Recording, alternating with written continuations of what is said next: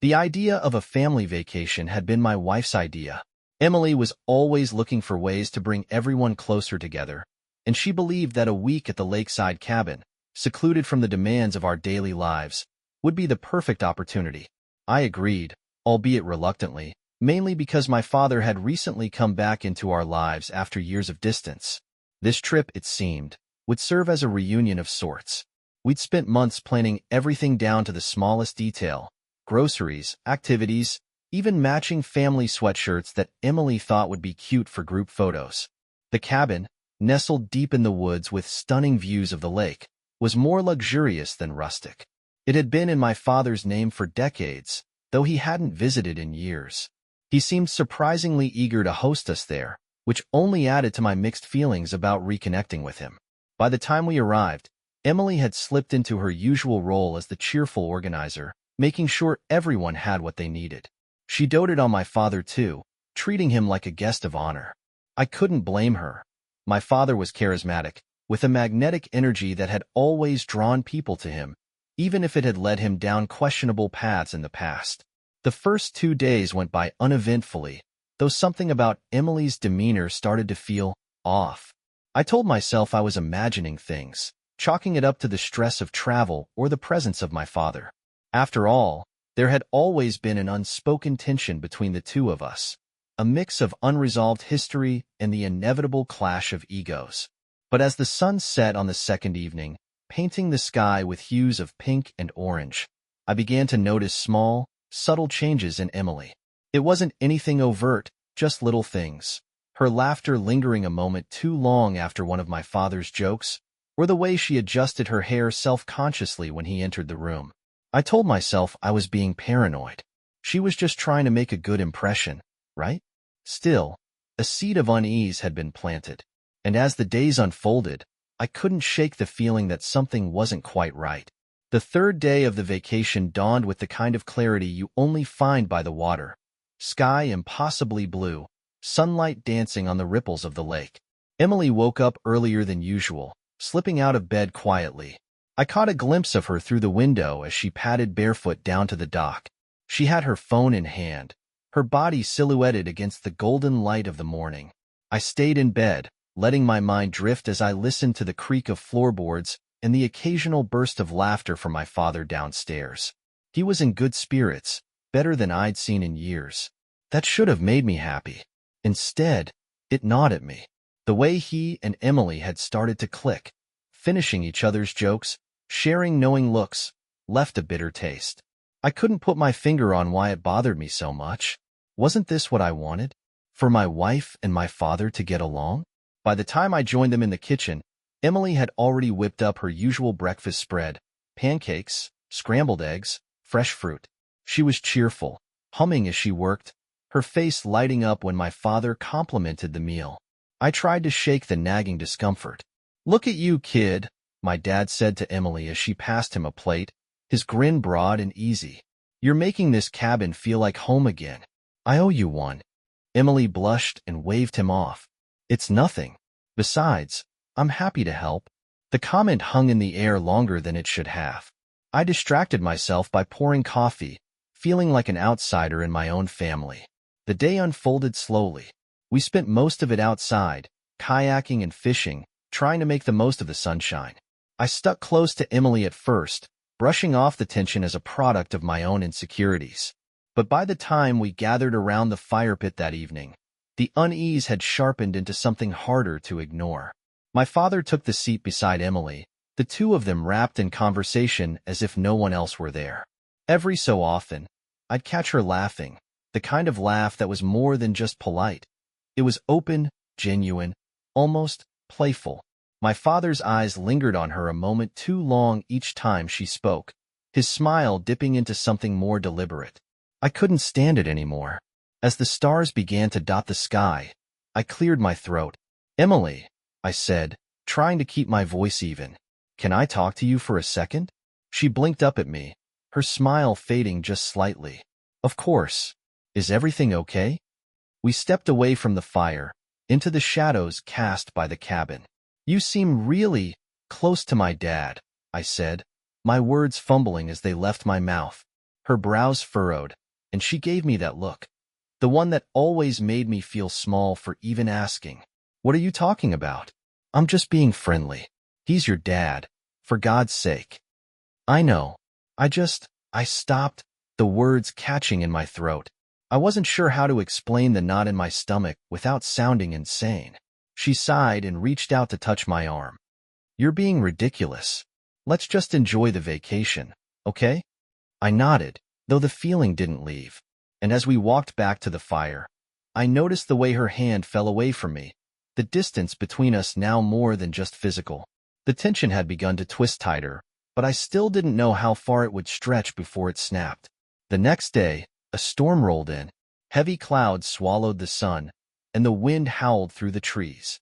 It should have been the perfect excuse to hunker down together, playing cards or watching old movies. Instead, the cabin felt stifling, the walls pressing in with an unspoken tension I couldn't shake. Emily seemed restless, flitting from one task to another, organizing the pantry, cleaning windows, even rearranging the logs in the firewood rack outside. She moved with purpose, yet there was an odd, detached energy about her, like she was keeping herself busy to avoid something or someone. By mid-afternoon, my father suggested a game of cards, and we all gathered around the small dining table. The rain beat steadily against the windows as we played, the atmosphere light enough at first. But the closer I watched, the more I noticed subtle things that began to feel wrong. Emily's body leaned ever so slightly toward him as they joked about old card tricks. My father's hand lingered too long on hers when he handed her the deck to shuffle. Your deal, I said abruptly, interrupting the moment. Emily glanced at me, startled, and for a fleeting second, there was something in her expression. Guilt, maybe, but it disappeared as quickly as it came. Sorry, she murmured, focusing on the cards. I folded my arms and leaned back, watching as they continued to banter, their connection undeniable. It felt like I was watching something unfold in slow motion, like a car crash I couldn't stop. That evening, the rain subsided, but the oppressive weight inside the cabin remained. Emily volunteered to clean up after dinner, and my father followed her into the kitchen. I stayed at the table, staring at the flickering candles and straining to hear their conversation. Laughter filtered through, light and familiar, followed by the soft clinking of dishes. Something about the sound made my stomach churn. I stood, walking toward the kitchen under the pretense of getting more water. As I stepped into the doorway, their conversation abruptly stopped. Emily glanced over her shoulder, her face flushing slightly. My father, on the other hand, didn't even flinch. You okay, son? He asked casually, as though I'd interrupted nothing more than a chat about the weather. Fine, I said tersely, filling my glass and retreating without another word. That night, I lay awake in bed, staring at the ceiling as the wind rattled the windows. Emily's breathing was steady beside me, but her presence felt distant. I turned toward her, watching the rise and fall of her chest, wondering if the distance I felt was all in my head, or if she was already slipping away. I didn't sleep much, and when I woke early the next morning, Emily's side of the bed was empty. I found her out on the dock again, staring across the water as the first light of dawn broke over the trees. My father's footsteps on the cabin stairs told me she wasn't the only one who had risen early. The cracks were growing wider, but I still didn't know what lay beneath them. By the fourth day, the air between Emily and my father had shifted from subtle to undeniable. If their earlier exchanges were ambiguous enough for me to second-guess, today left no room for doubt. We had planned a family hike, an activity Emily usually loved, but she begged off, citing a headache, while my father declared he'd stay back to keep her company. My objections died in my throat as they both looked at me, their expressions too perfectly casual. My father even clapped me on the back with a jovial, "You go ahead, son. We'll hold down the fort." Something about his tone, the way he called me son, as if it excused whatever this was, set my teeth on edge. I hesitated. Should I insist she come along? Call out the strange dynamic brewing between them? But a flicker of shame silenced me. Was I overreacting? Seeing ghosts where there were none? With a forced smile, I agreed, heading out with my siblings and leaving them alone together. The hike was scenic, But my mind wasn't on the winding trails or the breathtaking views. Every step was dogged by intrusive thoughts. Emily laughing at some joke my father told, the two of them sitting too close on the couch, the subtle yet undeniable tension that had begun to thrum whenever they were in the same room. I told myself to stop, to trust her. She was my wife, and my father was, well, my father. But when we returned to the cabin in the late afternoon, drenched from an unexpected drizzle, something inside me snapped. The living room was empty, but a forgotten wine glass sat on the coffee table. Two chairs were pushed closer together than they had been before. The faintest trace of perfume, Emily's perfume, hung in the air. I didn't want to believe it. "Emily?" I called out, forcing my voice to stay steady. No answer. The soft creak of floorboards above drew my attention to the loft bedroom. My heart thudded painfully in my chest as I made my way up the stairs, each step feeling like an eternity. At first, everything seemed normal. The bed was unmade, one corner of the quilt draped across the floor. A breeze carried in from the slightly open window, making the sheer curtains billow. But then I saw it, a detail so small, yet so damning. Two glasses of wine sat on the nightstand, both still half full. I stared at them, the world narrowing to that single detail. A wave of nausea rolled over me as the truth became impossible to deny. Emily's voice suddenly broke the silence, casual and light. "Oh, you're back?" I turned to see her standing in the doorway, hair slightly disheveled, cheeks flushed as if she'd just come in from the cold. My father's deep laugh echoed from the kitchen downstairs. She didn't meet my eyes. The moment passed in silence, heavy and unbearable. I didn't say anything then. I couldn't. Instead, I nodded, pretending everything was fine, though the truth had already sunk its claws into me. Something had happened. I didn't know the details yet, but I knew the line had been crossed, and I would find out everything. The silence in the cabin that evening felt oppressive, wrapping around me like a suffocating shroud. Emily acted as though nothing had changed, her laughter forced and brittle as she helped my father prepare dinner. I sat at the edge of the living room, nursing a beer, my eyes following every interaction between them like a predator tracking its prey. The weight of suspicion was unbearable, and I needed proof, something to confirm the gnawing feeling in my gut. After dinner, I feigned exhaustion and excused myself early. "Long hike," I muttered as I trudged upstairs, avoiding Emily's questioning gaze. But sleep was the last thing on my mind. I waited until the house grew quiet, the faint hum of the refrigerator the only sound breaking the stillness. It was well past midnight when I slipped out of bed, careful not to wake Emily. My chest felt tight as I crept to the living room, scanning for anything.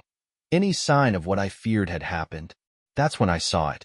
My father's leather jacket draped carelessly over the back of the couch.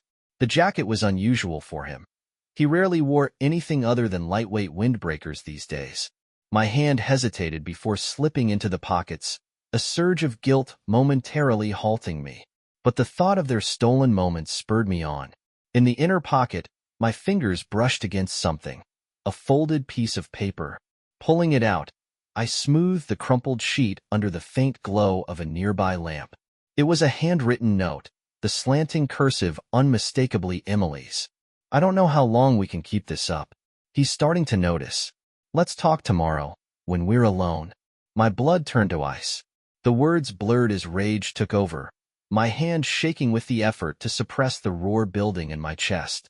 I slumped into the armchair, staring blankly at the note. The weight of betrayal pressed down on me, but alongside the anger was something worse, a hollow, gnawing pain. My wife and my father. The thought alone felt like a blow to the chest. I don't know how long I sat there, replaying the last few days in my head, trying to fit every interaction into this horrifying puzzle. It all made sense now. The laughter, the lingering glances, the unspoken intimacy that had been growing between them. The sound of soft footsteps snapped me back to the present.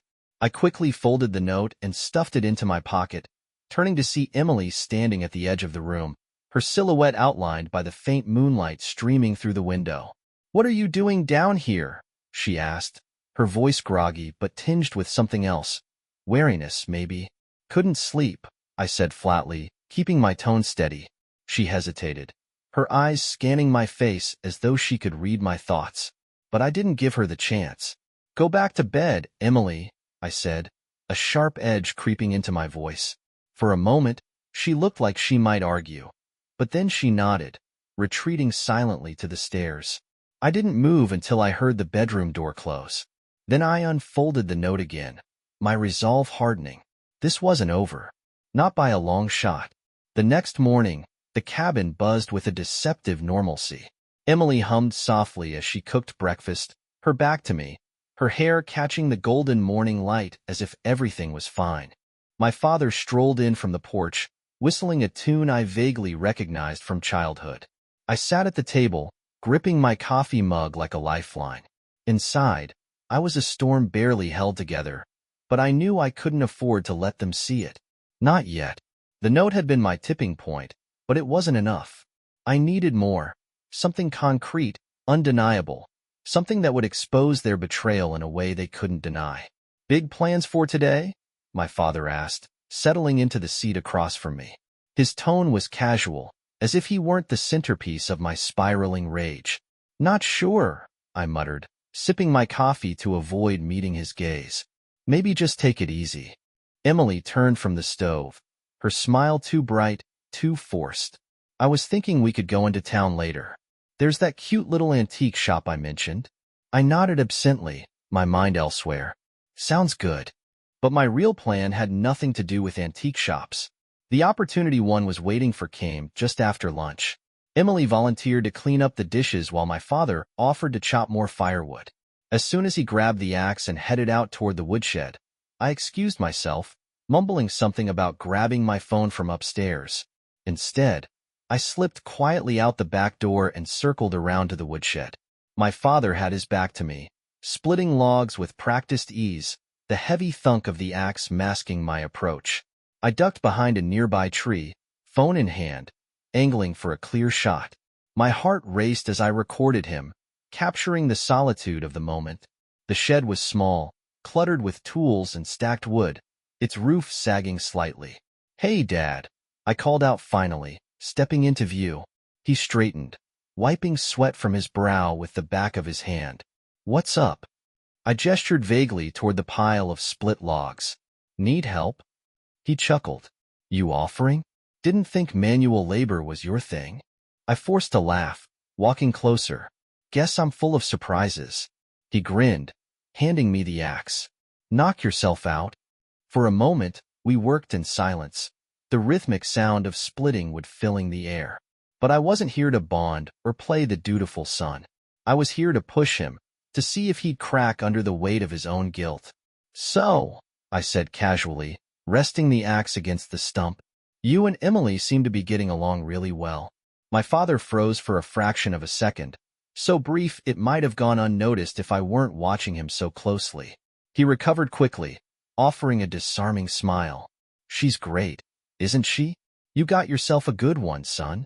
The words dripped with a condescension that made my blood boil. I wanted to grab him by the collar and demand answers, but I held back, forcing myself to stay calm. "Yeah," I said, my tone carefully neutral. "She is." He turned back to the woodpile, the conversation slipping away as if it had never happened. But I'd seen it, that flicker of something in his expression. I left him there and went back to the cabin, my mind racing.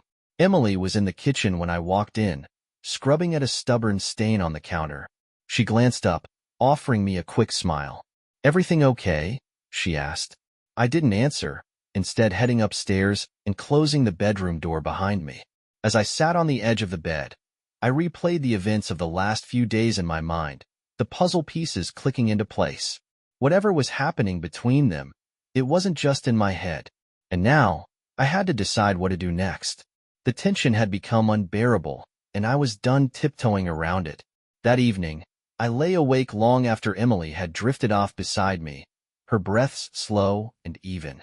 My thoughts churned relentlessly, replaying every interaction, every stolen glance, every word that now felt loaded with hidden meaning. By morning, I had a plan. After breakfast, I told Emily I wanted to take a solo hike. She looked surprised, maybe even suspicious, but she didn't argue. My father glanced up from his newspaper, raising an eyebrow. You sure you're up for that? Thought you said you'd had enough hiking for one trip. Just need some space, I replied, my voice carefully neutral. Emily offered to pack me some snacks, but I waved her off. I won't be gone long. In reality, I wasn't going far at all. Instead of heading toward the trail, I veered off the path and doubled back toward the cabin, keeping low and out of sight. I found a spot behind a cluster of trees with a clear view of the living room windows and settled in to wait. It didn't take long. Not 20 minutes after I'd left, Emily and my father appeared in the living room. She was talking animatedly, her hands gesturing as she spoke, while he leaned casually against the back of the couch, nodding along. From my vantage point, I couldn't hear what they were saying, but their body language told me everything I needed to know. When Emily placed a hand on his arm, laughing at something he said, I felt my stomach twist. It was the kind of laugh she used to reserve for me, the kind that made her eyes crinkle and her cheeks flush. And then, before I could fully process what I was seeing, my father stepped closer. Their faces were inches apart, and for a moment, time seemed to freeze. I wanted to look away, but I couldn't. Emily leaned in first, her lips brushing his in a fleeting kiss. It was brief, almost tentative, but it was enough to shatter whatever delusions I'd been clinging to. I felt like the air had been punched out of my lungs. My grip tightened around the branch I'd been leaning on, the rough bark digging into my palm as I fought the urge to storm in and confront them. Instead, I pressed record on my phone. By the time I returned to the cabin later that afternoon, Emily was in the kitchen, chopping vegetables for dinner. She glanced up when I walked in, her smile warm but cautious. Good hike? She asked. Yeah, I said, forcing my voice to stay steady. Cleared my head. I caught my father's eyes across the room. He was sitting on the couch, flipping through a book, but there was a flicker of something in his gaze, a mixture of curiosity and wariness. They didn't know yet. They had no idea I'd seen everything. I sat down at the table, my mind already racing ahead to what I would do next. The storm had officially broken, and now there was no going back. The day I'd been dreading and planning for finally arrived. I couldn't keep it bottled up any longer. The sight of Emily and my father's betrayal burned in my mind like a wildfire, consuming every thought and leaving me with only one goal: expose the truth. Dinner that evening was quiet. Too quiet. My father sat at one end of the table, Emily at the other, both avoiding eye contact. I watched them both carefully, noting the subtle shifts in their demeanor, their shared glances, the nervous energy crackling in the air. They knew I was onto them, though they didn't know how much I'd seen. I waited until the dishes were cleared and the three of us were gathered in the living room, the fire crackling in the hearth. My father sipped his whiskey, while Emily curled up on the couch, pretending to scroll absent-mindedly through her phone. It was the perfect setting. Intimate. Private. I took a deep breath and broke the silence. There's something I need to say. Both of them looked up, startled. Emily's brow furrowed. What is it? My father leaned back in his chair, an air of casual indifference masking what I could see in his eyes: wariness. I reached into my pocket and pulled out my phone, holding it tightly as I looked between the two of them. I know. The room seemed to freeze. Emily sat up straighter, her face pale. My father's expression darkened, his lips pressing into a thin line. I know what's been going on between the two of you, I said, my voice low but steady. And I have proof. Emily's phone slipped from her hand, hitting the couch cushions with a soft thud. What are you talking about? Don't play dumb, I snapped, my voice rising. I saw you. On the couch, laughing like nothing mattered. And then later, I swallowed hard, the words catching in my throat. I saw you kiss him. Emily gasped, her hands flying to her mouth. It's not what you think. Don't insult me by lying. I shouted, rising to my feet. My hands were trembling, but I refused to back down. I saw it all. I've been watching you both this whole time, and I have the video to prove it. My father stood, his expression hardening into something colder, more calculated. Son, he began, his voice low and firm. This isn't the time or place for this. Oh, really? I laughed bitterly. When would be a better time, Dad? After you've completely destroyed my marriage? After you've humiliated me in my own home? Emily burst into tears, her sobs filling the room as she buried her face in her hands. My father's jaw clenched, his fists tightening at his sides, but he didn't deny it. Not once. The weight of their silence was unbearable. I stepped closer, my phone in hand. "Here's what's going to happen," I said, my voice shaking with barely contained fury. "I'm leaving. Both of you can stay here and rot for all I care. But this marriage? This family? It's over. Please, don't do this," Emily choked out between sobs. "I made a mistake, but I love you." "No," I said sharply, cutting her off. "You don't get to play the victim here. You chose this. Both of you did." With that, I turned and walked away, the sound of Emily's sobs and my father's quiet cursing echoing behind me. I didn't look back. I left the cabin that night, my bag hastily packed, the cool air biting as I stepped into the dark woods. The thought of staying under the same roof with either of them was unbearable. My car was parked at the edge of the property, and I drove aimlessly for hours, the silence in the car filled only by the sound of the tires on the wet pavement. I pulled into a small roadside motel just before midnight, my mind racing as I checked into the dingy room. The space was cold and impersonal, but it didn't matter. I just needed somewhere to think, somewhere to breathe. As I lay on the stiff mattress, staring at the cracks in the ceiling, the enormity of what had just happened began to settle over me. My wife, my father, the two people I should have been able to trust more than anyone in the world. And they betrayed me. My phone buzzed on the nightstand. Emily. Again. She had been calling and texting nonstop since I left, alternating between frantic apologies and desperate pleas for me to come back. I ignored each one, the sight of her name on the screen sending fresh waves of anger and pain through me. The voicemail notifications piled up too. My father had called once, leaving a curt message, "We need to talk. Call me when you're ready." His tone was calm, almost dismissive, as if this was just another argument we'd eventually get over. But there would be no coming back from this. The next morning, I drove into the nearest town and found a small diner. It was the kind of place where no one asked questions, where the waitress called everyone "hon" and refilled your coffee without being asked. I sat in the corner booth, nursing my cup as I stared out the window at the rain-soaked streets. My thoughts churned as I replayed the events of the past few days, each memory sharper and more painful than the last. The note in my father's jacket, their stolen moments in the living room, the kiss I'd witnessed. The betrayal felt like a knife that had been twisted slowly, its blade still lodged deep. I didn't know what to do next. Filing for divorce seemed inevitable, but the thought of untangling my life from Emily's was overwhelming. She wasn't just my wife. She had been my partner, my confidant, the person I thought I would spend the rest of my life with, and my father. How could I ever face him again? The waitress interrupted my spiral of thoughts, sliding the check onto the table with a kind smile. "Anything else, hon?" "No," I murmured, shaking my head. "Thanks." As I paid and left the diner, I realized I couldn't keep running. I needed a plan, a way to take control of my life again. The betrayal had taken so much from me, but I wasn't going to let it destroy me completely. For now, though, I needed time. Time to process. Time to grieve the life I thought I had. And time to decide how to make them pay for what they'd done. The drive back to the city was somber, my thoughts a swirling storm of anger, hurt, and cold resolve.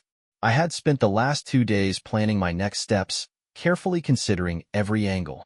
This wasn't about forgiveness or closure. It was about justice, about ensuring neither Emily nor my father could walk away from this unscathed. The first step was Emily. When I got back home, I contacted my lawyer and explained the situation in detail, sharing the evidence I had gathered, the videos, the note, everything. He assured me we had a strong case, especially given the nature of her betrayal and the clear documentation of her infidelity. He encouraged me to file for divorce immediately, and I agreed without hesitation. Next, I made my move with Emily directly. I sent her a single text, "I'll meet you at the cabin tomorrow morning. Be there." She responded within seconds, "I'll be there. Please, we need to talk." The following morning, I arrived at the cabin to find Emily pacing on the porch, her face pale and drawn. She looked like she hadn't slept, her hair disheveled, her eyes red-rimmed from crying. "Thank you for coming," she said as I stepped out of the car. I ignored her and walked past, heading inside. She followed me, her voice trembling as she tried to explain. "I know what I did was wrong, but it didn't mean anything. I was confused and he—" "Don't," I snapped, cutting her off. "Don't try to blame him. You knew exactly what you were doing." Tears spilled down her cheeks, but I felt nothing. No pity, no sympathy. Just a cold, detached resolve.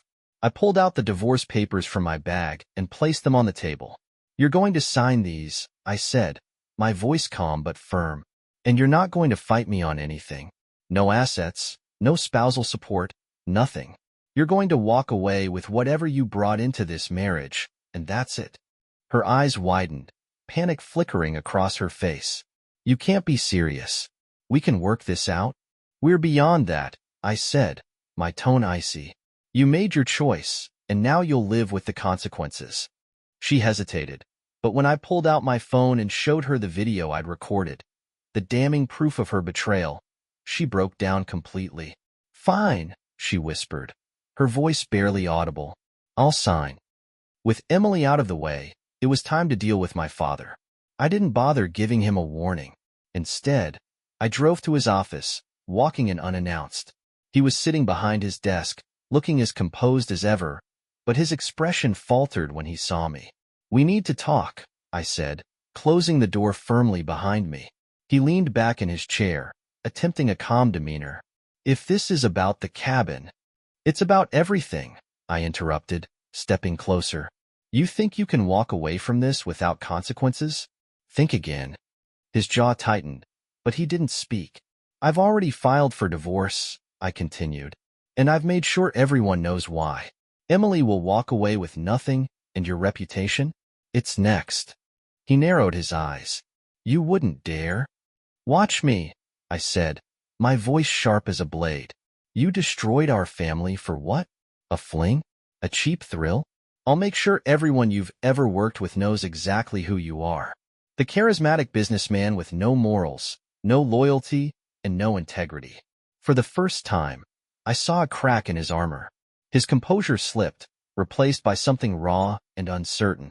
I didn't stay to hear his response. As far as I was concerned, he didn't deserve one. By the time I left his office, a sense of satisfaction had begun to settle over me. It wasn't enough to erase the pain, but it was a start. They had taken everything from me, but I wouldn't let them walk away unscathed. And this was only the beginning. The fallout was swift and brutal. Emily signed the divorce papers the same day I confronted her at the cabin. Her attempts to apologize dwindled into silence as the reality of her new situation set in. Within a week, she'd moved out of our home and into a small apartment across town. I heard through mutual friends that she was barely holding it together, but I didn't care. She had made her choice, and now she was living with the consequences. As for my father, his carefully curated world began to crumble. True to my word, I exposed the affair to his colleagues and business associates. It didn't take long for the whispers to start, and soon his reputation, built on charm and trust, was in tatters. He tried to salvage what he could, but the damage was done. Deals fell through, partnerships dissolved, and invitations to industry events dried up. For a man like him, losing his public persona was a fate worse than losing money. Months passed, and life took on a strange, hollow rhythm. The divorce was finalized quickly, thanks to the airtight terms I demanded. I moved into a new apartment, leaving behind the house that held too many painful memories. It was small and plain, but it felt like a fresh start, something I desperately needed. But even with the tangible steps toward rebuilding my life, the emotional scars remained. Nights were the hardest, the quiet giving way to an endless loop of memories and questions. How had I missed the signs? Was there something I could have done differently? I started therapy, not because I wanted to forgive or forget, but because I needed to find a way to live with the anger and betrayal without letting it consume me. Slowly, I began to unpack the pain, piece by piece. The turning point came 6 months after the cabin. One morning, I woke up and realized I hadn't thought about Emily or my father in days. It was a small victory, but it felt monumental. I decided to take a leap and booked a solo trip to a coastal town I'd always wanted to visit. Standing on the windswept cliffs, staring out at the vast expanse of ocean, I felt a sense of freedom I hadn't experienced in years. The world was still out there, waiting for me to rejoin it. I wouldn't call this a happy ending. The pain of betrayal doesn't simply vanish, and trust doesn't rebuild itself overnight. But I learned that healing isn't about erasing the past. It's about finding a way to move forward despite it. Emily and my father are no longer part of my life, and they never will be. I've accepted that. What they did can't be undone, but it doesn't have to define me. As I sit here now, writing this, I feel a cautious hope for the future. Life may not look the way I thought it would, but it's mine to rebuild. And this time, I'm building it on my terms. What do you think? Did I do the right thing? Write your opinion in the comments.